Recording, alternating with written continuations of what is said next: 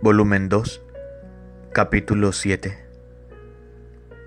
Marzo 20 de 1899. Jesús vierte sus amarguras y le dice la causa de los males del mundo. Esta mañana, Jesús me ha transportado fuera de mí misma y me ha hecho ver mucha gente, toda en discordia. Oh, cuánta pena daba a Jesús. Yo, viéndolo sufrir mucho, le he pedido que vertiera en mí sus amarguras. Pero como continuaba queriendo castigar al mundo, Jesús no quería derramarlas en mí. Pero después de haberle pedido y vuelto a pedir, para contentarme, ha derramado un poco. Entonces, habiéndose aliviado un poco, me ha dicho: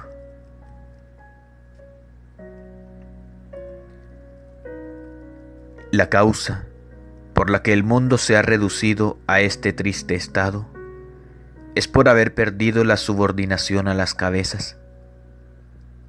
Y como la primera cabeza es Dios, al cual se han revelado, como consecuencia ha sucedido que han perdido toda sujeción y dependencia a la Iglesia, a las leyes y a todos los demás que se dicen cabezas.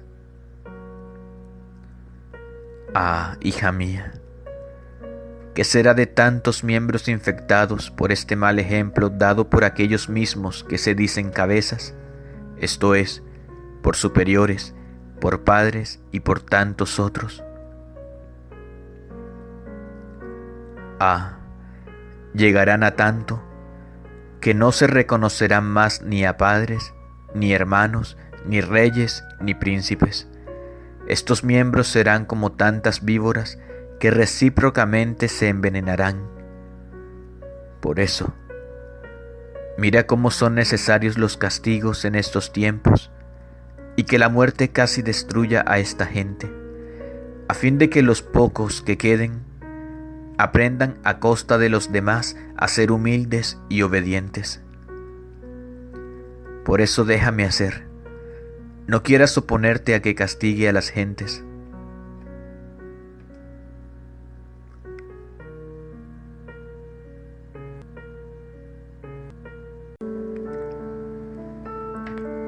Volumen 3, capítulo 54. Marzo 20 de 1900. Advertencia de castigos. Habiendo recibido la comunión, veía a mi dulce Jesús que me invitaba a salir con él, pero con el pacto de que al ir junto con él, donde veía que Jesús estaba obligado a mandar castigos por los pecados, no debía discutir con él para que no los mandara. Con esta condición hemos salido recorriendo la tierra. En primer lugar, he comenzado a ver, no muy lejos de nosotros, especialmente en ciertos puntos, todo seco. Entonces, dirigiéndome a él, he dicho: Señor, ¿cómo harán estas pobres gentes si les falta el alimento para nutrirse? Ah, tú puedes todo. Así como lo has hecho secar, así haz que reverdezca. Y como tenía la corona de espinas, he extendido la mano diciéndole: mi bien, ¿qué cosa te han hecho estas gentes? Quizá te han puesto esta corona de espinas. Pues bien, dámela a mí, así quedarás aplacado y les darás el alimento para no dejarlas morir. Y quitándosela, la he puesto sobre mi cabeza. Mientras esto hacía, Jesús me ha dicho: se ve que no puedo llevarte junto conmigo, porque llevarte y no poder hacer nada es lo mismo. Y yo: Señor, no he hecho nada. Perdóname si crees que he hecho mal, pero llévame junto contigo. Y él: tu modo de obrar me ata por todas partes. Y yo: no soy yo quien hago así, eres tú mismo que me haces obrar de este modo, porque encontrándome contigo, veo que todas las cosas son tuyas, y si no tomara cuidado de tus cosas, me parece que vendría a no tomar cuidado de ti mismo. Por eso debes perdonarme si obro de esta manera, ya que lo hago por amor tuyo, y no debes alejarme por esto.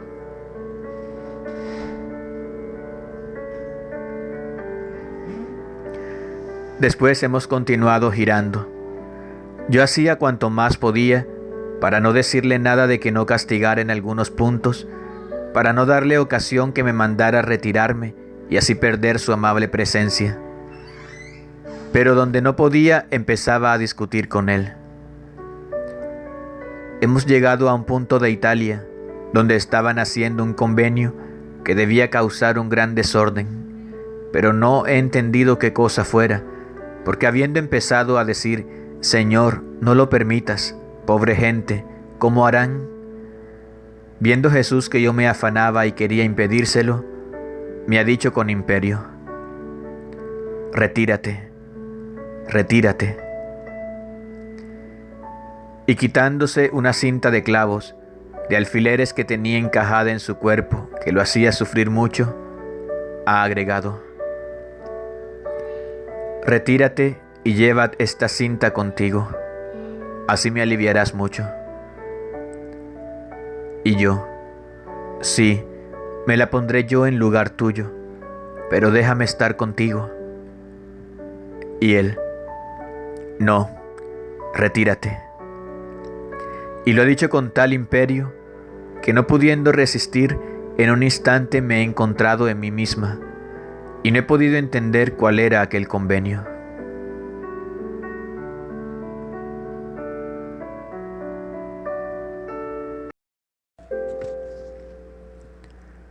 Volumen 5, capítulo 3, marzo 20 de 1903.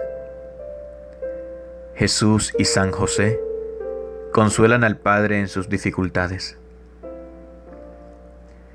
Encontrándome fuera de mí misma, veía al Padre con dificultades respecto a la gracia que quiere. Y Jesús bendito, otra vez con San José, le decían: si te pones a la obra, todas tus dificultades desaparecerán y se caerán como escamas de pez.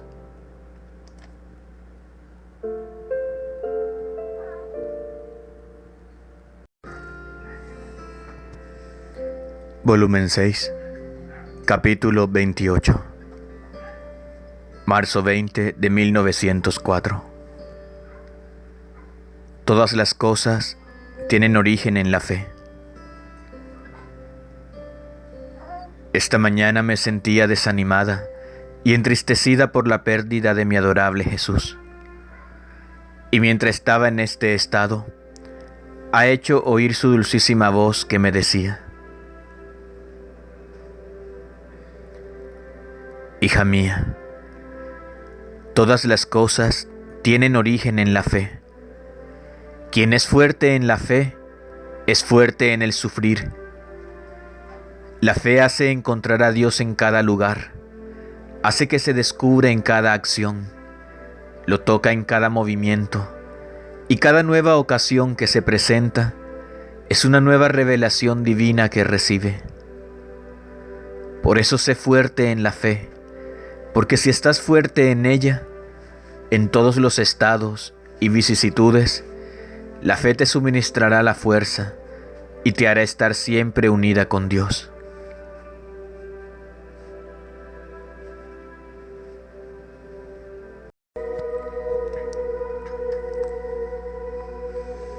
Volumen 6, capítulo 97, marzo 20 de 1905. El verdadero amor y las verdaderas virtudes deben tener su principio en Dios. Continuando mi habitual estado, en cuanto ha venido el bendito Jesús, me ha dicho: hija mía, el amor que no tiene el principio en Dios no puede decirse amor verdadero, Y las mismas virtudes que no tienen principio en Dios son virtudes falsificadas, porque todo lo que no tiene principio en Dios no puede decirse ni amor ni virtud, más bien luz aparente que termina por convertirse en tinieblas. Después ha agregado, como por ejemplo, un confesor trabaja, se sacrifica tanto por un alma. Esto es cosa santa, aparentemente llega al heroísmo. Sin embargo, si esto lo hace porque ha obtenido o espera obtener alguna cosa, el principio de su sacrificio no está en Dios, sino en sí mismo y por sí mismo. Por lo tanto, no puede decirse virtud.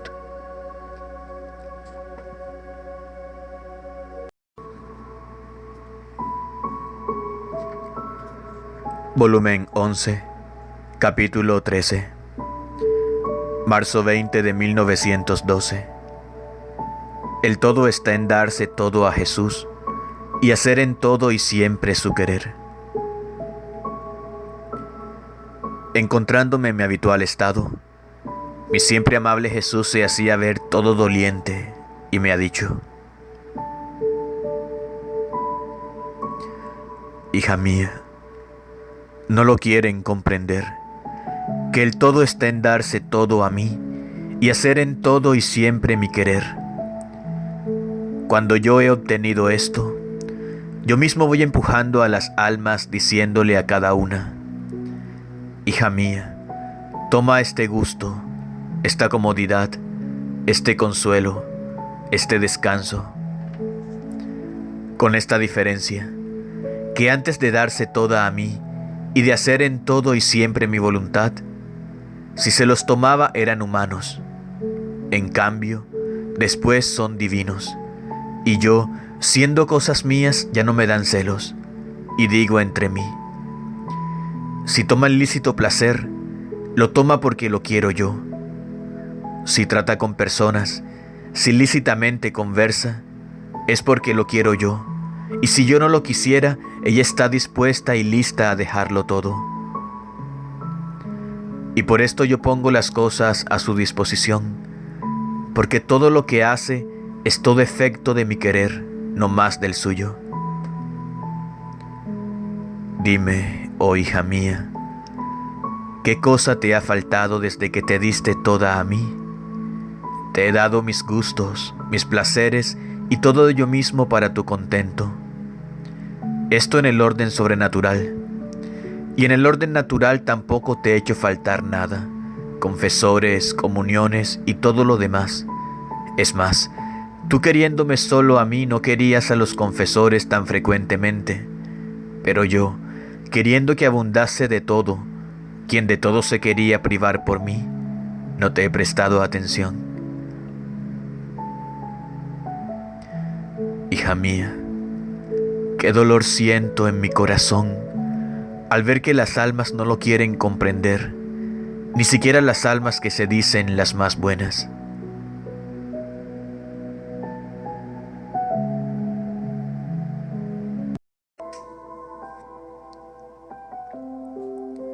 Volumen 12, capítulo 95. Marzo 20 de 1919.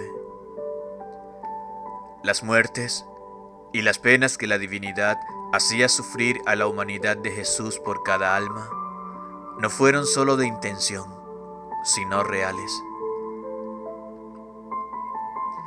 Sentía mi pobre mente sumergida en las penas de mi amable Jesús, y como me había sido dicho, que parecía imposible que Jesús pudiese sufrir tantas muertes y tantas penas por cada uno, como está dicho anteriormente, mi dulce Jesús me ha dicho: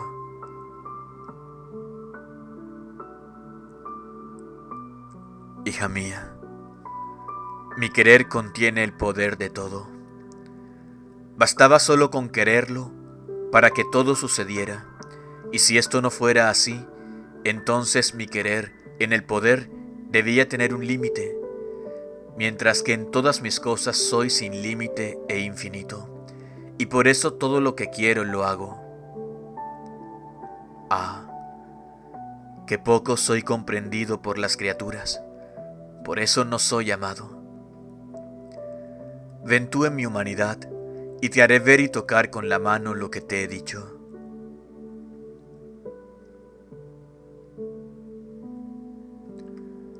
Entonces me he encontrado en Jesús, al cual le era inseparable la divinidad y el querer eterno.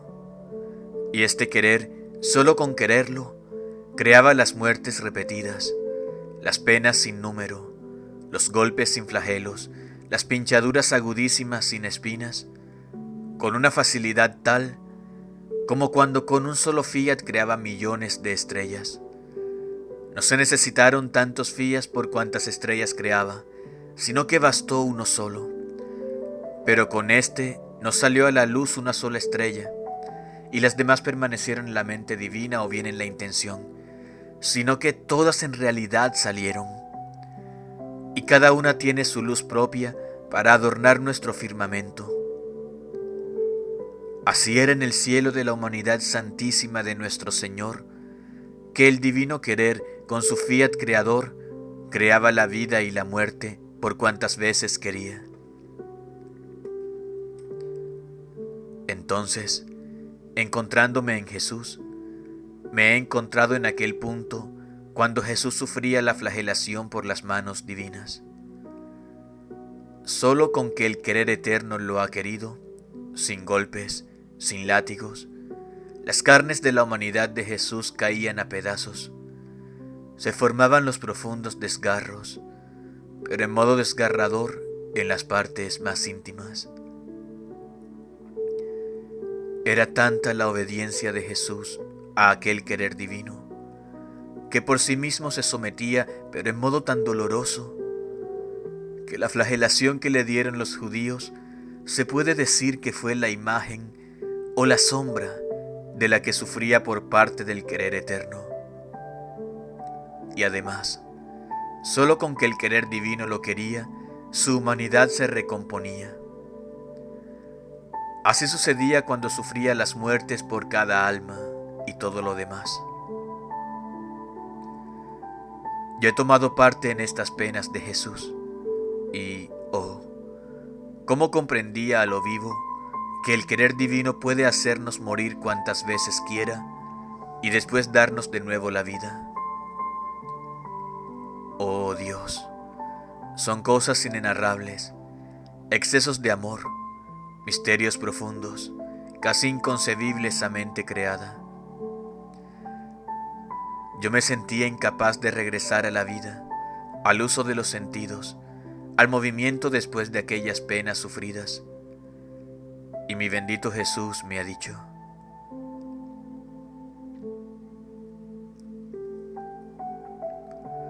hija de mi querer te ha dado las penas, y mi querer te da de nuevo la vida, el movimiento y todo. Te llamaré frecuentemente en mi divinidad a tomar parte en las tantas muertes y penas que en realidad sufrí por cada una de las almas, no como piensan algunos que fue solo en mi voluntad o que solo tenía intención de dar vida a cada uno. Falso, falso. No conocen el prodigio, el amor y el poder de mi querer. Tú que has conocido en algún modo la realidad de las tantas muertes sufridas por todos, no tengas dudas, sino ámame y séme agradecida por todos y mantente lista para cuando mi querer te llame.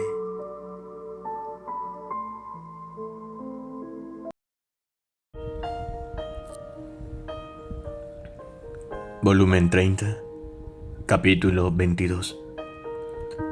Marzo 20 de 1932. 3 condiciones necesarias para obtener el reino de la divina voluntad. Como todos viven en la divina voluntad, modos diversos de vivir. Estaba pensando en la divina voluntad y decía entre mí: si nuestro Señor ama tanto el hacer conocer un querer tan santo y quiere que reine en medio a las criaturas, ¿por qué entonces quiere que se ruegue para obtenerlo, mientras que una vez que lo quiere lo puede dar, incluso sin tanto pedirlo. Y mi dulce Jesús, sorprendiéndome, me ha dicho: hija mía, el conocer mi divina voluntad es la cosa más grande que yo puedo dar y la criatura puede recibir. Y su reinar es la confirmación de su gran don y el desarrollo de su voluntad conocida. Por eso es necesario pedirlo. Con pedirlo se dispone, forma en sí la morada real donde recibirlo. Con pedirlo adquiere el amor para amarlo, adquiere las dotes de sacrificio que se requieren para poseerlo, y conforme se pide, el querer humano pierde su terreno, se debilita, pierde la fuerza y se dispone a recibir el dominio del querer supremo. Y Dios, viendo que le ruegan, se dispone a darlo. Se necesitan las disposiciones de ambas partes para dar nuestros dones celestiales. ¿Cuántos dones queremos dar? Pero como no son pedidos, los retenemos en nosotros mismos, esperando darlos cuando sean pedidos. El pedir es como si se abriera el comercio entre el Creador y la criatura. Si no se pide, el comercio está cerrado, y nuestros dones celestiales no descienden para ponerse en giro sobre la faz de la tierra. Por eso, la primera necesidad indispensable para obtener el reino de la divina voluntad es pedirlo con plegarias incesantes, porque conforme se pide, así nos llegan las cartitas, ahora de premuras, ahora de súplicas, ahora de acuerdo que quieren hacer con nuestra voluntad, hasta que llegue la última carta del acuerdo final.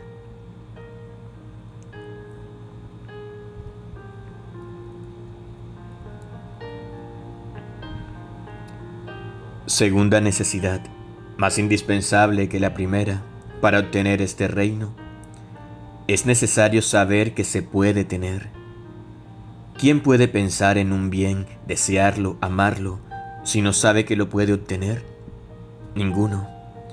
Si los antiguos no hubieran conocido que debía venir el futuro Redentor, ninguno lo habría pensado, ni pedido, ni esperado salvación, porque la salvación, la santidad de aquellos tiempos, estaba fijada, concentrada en el futuro Salvador celestial. Fuera de esto no se podía esperar ningún bien. Conocer que se puede tener un bien forma la sustancia, la vida, el alimento de aquel bien en la criatura. He aquí el porqué los tantos conocimientos sobre mi voluntad que te he manifestado, a fin de que se pueda conocer que pueden tener el reino de mi voluntad.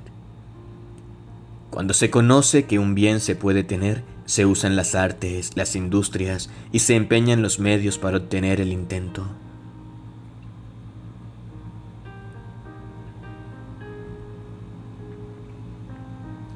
El tercer medio necesario es conocer que Dios quiere dar este reino. Esto pone los fundamentos, la esperanza cierta para obtenerlo y forma los últimos preparativos para recibir el reino de mi divina voluntad. Un bien que se quiere y suspira, saber que quien lo puede dar ya lo quiere dar, se puede llamar el último golpe de gracia y el acto final para obtener lo que se quiere. En efecto, si yo no te hubiera manifestado que puedo dar y quiero dar mi voluntad divina, dominadora y reinante en medio de las criaturas, tú habrías sido indiferente como todos los demás a un bien tan grande. Así que tu interés, tus plegarias, han sido efectos y partos de lo que has conocido. Y yo mismo, cuando vine sobre la tierra, los 30 años de mi vida oculta, se puede decir que aparentemente no hice bien a ninguno, ni siquiera uno me conoció. Estaba en medio a ellos inobservado. Todo el bien se desarrollaba entre yo y el Padre Celestial, mi Madre Celestial y el amado San José, porque sabía quién era yo. Todos los otros, nada. En cambio, cuando salí de mi ocultamiento y abiertamente me hice conocer, diciendo que era propiamente yo el Mesías prometido, su Salvador y Redentor, y si bien con hacerme conocer me atraje calumnias, persecuciones, contradicciones, odio de los hebreos ira y la misma pasión y muerte. Todos estos males que como lluvia tupida llovían sobre mí, tuvo origen porque yo, haciéndome conocer, afirmaba lo que yo era en realidad, el Verbo eterno descendido del cielo para salvarlos. Tan es verdad que mientras estuve en la casa de Nazaret, no conociendo quién fuera yo, ninguno me dijo nada, ni me calumniaron, ni me hicieron algún mal. En cuanto me develé, todos los males me llovieron encima. Pero el hacerme conocer era necesario. De otra manera habría regresado al cielo sin cumplir la finalidad por la cual vine a la tierra. En cambio, con el hacerme conocer, a pesar que me atrajo tantos males, en medio de esta vorágine de males, formé a mis apóstoles, anuncié el Evangelio, obré prodigios, y mi conocimiento instigó a mis enemigos a hacerme sufrir tantas penas hasta darme la muerte de cruz. Pero tuve mi intento, que muchos me conocieran en medio a tantos que no quisieron conocerme, y de cumplir mi redención. Yo lo sabía, que con hacerme conocer la perfidia y la soberbia de los hebreos me habrían hecho tanto, pero era necesario hacerme conocer, porque una persona, un bien si no se conoce, no es portador de vida ni de bien. El bien, la verdad no conocidos, quedan obstaculizados en sí mismo, sin fecundidad, como tantas madres estériles que termina con ellas su generación. Ve entonces cómo es necesario que se conozca que puedo dar el reino de mi voluntad y que quiero darlo. Puedo decir que hay la misma necesidad como aquella de hacer conocer que yo era el Hijo de Dios que vino sobre la tierra. Es también verdad que muchos al conocer esto, repetirán lo que me hicieron cuando hice conocer que yo era el suspirado Mesías. Calumnias, contradicciones, dudas, sospechas, desprecios, como ya lo han hecho en cuanto se inició la impresión con la que se iniciaba el dar a conocer mi divina voluntad. Pero esta no es la causa principal, es el bien que, poseyendo la fuerza que hiere al mal, las criaturas, el infierno, sintiéndose heridos, se arman contra el bien y quisieran aniquilar el bien, y a aquella o a aquel que quiere hacer conocer el bien. Pero a pesar de todo lo que han querido hacer al principio del querer nacer, el conocimiento de mi voluntad y que quiere reinar, que la han como sofocado, sin embargo, ha dado sus primeros pasos, y lo que no creían algunos otros, lo han creído. Los primeros pasos llamarán a los segundos, a los terceros, y así poco a poco, a pesar de que no faltarán aquellos que suscitarán contradicciones y dudas. Pero es de absoluta necesidad que se conozca mi divina voluntad, que puedo darla y quiero darla.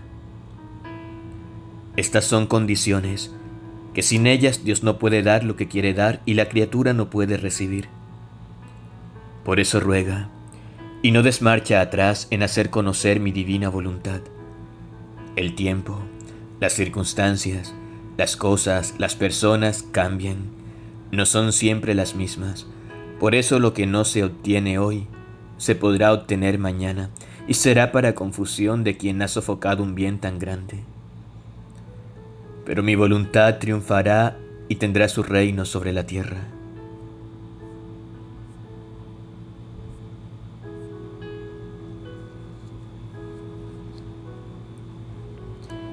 Después continuaba pensando en la divina voluntad, y toda me abandonaba en sus brazos divinos, y mi amado Jesús ha agregado: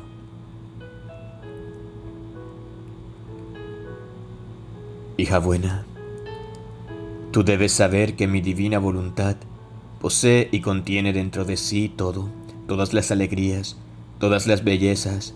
De ella todo sale, y sin perder nada todo contiene en sí.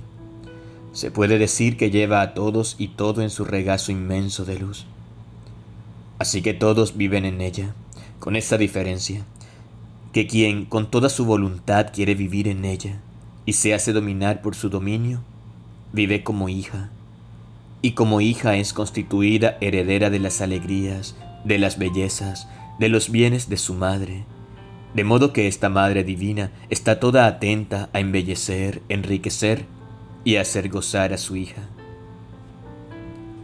En cambio, quien quiere vivir de voluntad humana y no se hace dominar por su dominio, vive en esta santa voluntad, pero vive no como hija, sino como extraña, y todas las alegrías se convierten para la criatura en amargura, las riquezas en pobreza, las bellezas en fealdad, porque viviendo como extraña, vive como apartada de los bienes que mi divina voluntad posee, y justamente merece que nada posea de bien.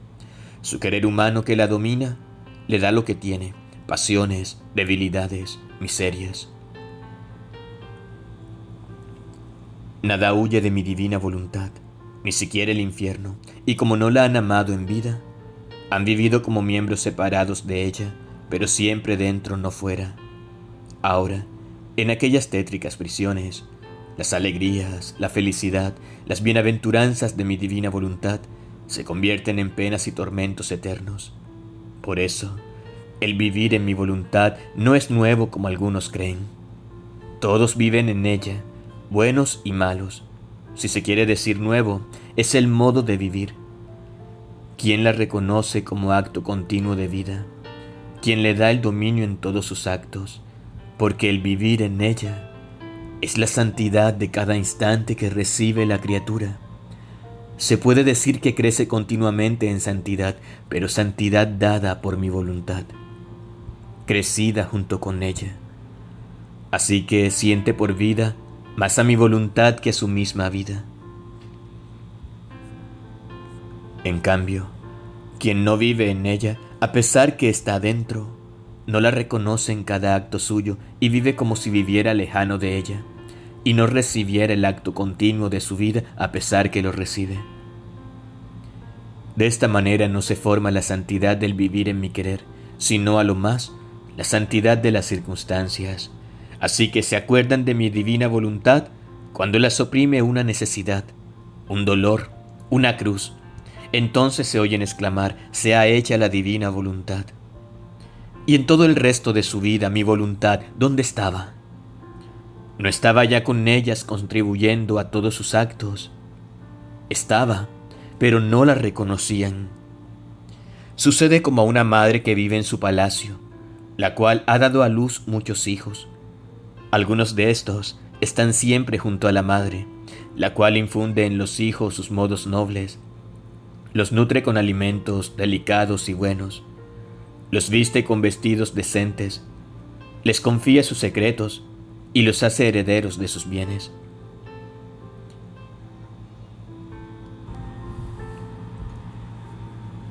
Se puede decir que la madre vive en los hijos y los hijos en la madre. Se hacen felices mutuamente y se aman con amor inseparable. Los otros hijos viven en el palacio de la madre, pero no están siempre junto a ella. Encuentran placer en vivir a estancias lejanas de la de su madre. Por eso no aprenden sus modos nobles, no visten con decencia. Los alimentos que toman les hacen más mal que bien. Y si alguna vez van a la madre, no es por amor, sino por necesidad. Por eso la gran diferencia entre uno y otro de estos hijos. Pero a pesar de todo esto, en el palacio de la madre viven el uno y otro. Así es, todos viven en mi voluntad, pero solo quien quiere vivir de ella, vive en ella como hijo con su madre. Todos los demás, a pesar que viven en ella, ni siquiera la conocen. Otros viven como extraños, otros la conocen para ofenderla.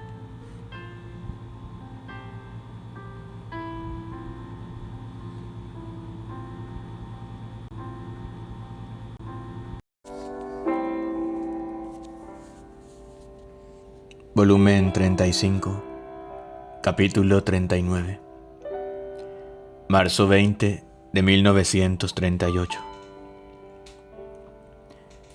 Encuentros de amor de la criatura que vive en el querer divino.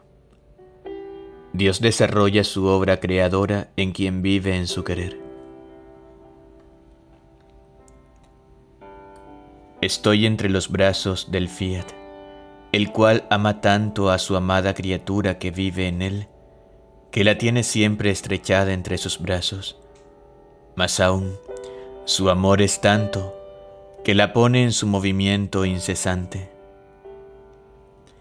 Las más pequeñas distancias, los instantes de intervalo en que no la siente consigo en su misma vida, le formarían el más doloroso martirio de amor, y en su dolor le diría: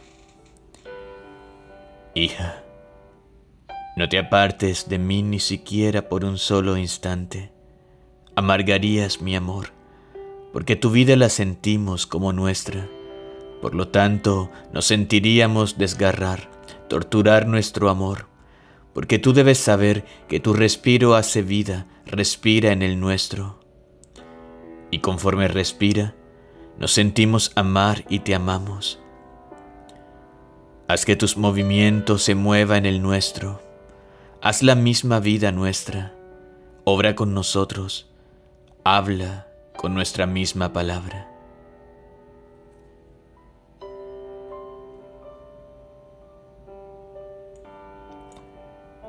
A esta criatura nos la sentimos circular en nuestro ser divino, como sangre que circula en las venas de las criaturas, y dice y repite siempre: te amo, te amo. No contenta, emprende el vuelo, gira por todas las cosas creadas, recoge nuestro amor esparcido en toda la creación y viene a refugiarse en nuestro ser supremo, y nos da la sorpresa de traernos todo el amor que nos deberían dar todas las cosas creadas si tuviesen razón. Va buscando siempre nuevos encuentros para amarnos. Otras veces va hasta su madre reina y le pide todo su amor, y nos da la sorpresa de traernos el amor de la gran señora duplicado, y festejando nos dice: os traigo el amor de mi mamá celestial para amaros. Y oh, cómo quedamos contentos. Estar sin quien vive en nuestro querer nos resulta imposible.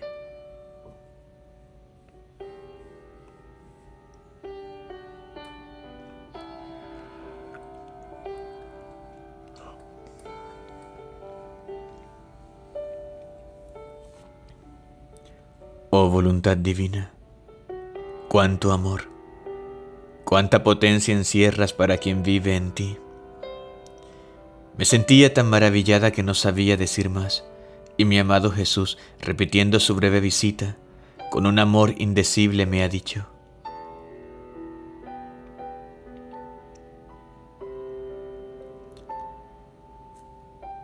hija mía, nacida y renacida en nuestro querer, tú debes saber que el vivir en nuestro querer contiene tales prodigios y maravillas inauditas que los mismos cielos se cimbran y reverentes se abajan al escucharlos, porque en esa criatura podemos desarrollar nuestra obra creadora, podemos depositar nuestro amor, nuestros delirios, nuestras ansias y suspiros, nuestra voluntad que la hará comprender nuestra majestad suprema, le hará amar con nuestro amor.